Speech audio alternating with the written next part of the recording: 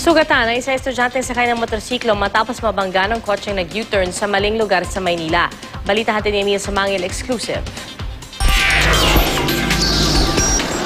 Malapit sa kanto ng Padre Burgos at Finance Road sa Maynila, inabutan namin ang naka-uniforming marine engineering student na nakahandusay at duguan. Sakay ng kanyang motorsiklo ang biktima ng banggain ng kotseng ito. May kalahating oras na raw mula nang tumawag ng responde ang mga pulis at traffic enforcer na nasa accident site, pero wala pa rin rumeresponde at nauna pa ang ama ng biktima na dumating. Dito namin narapat ng GMA News na itawag sa Association of Volunteer Fire Brigade Incorporated ang sitwasyon. May 5 minuto ang lumipas.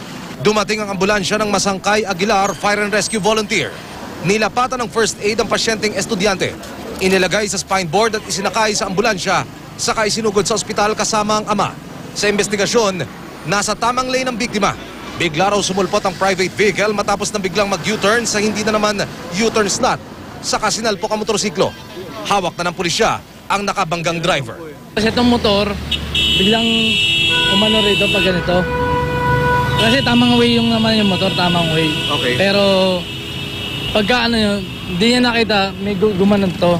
Emil Sumangil, GMA News.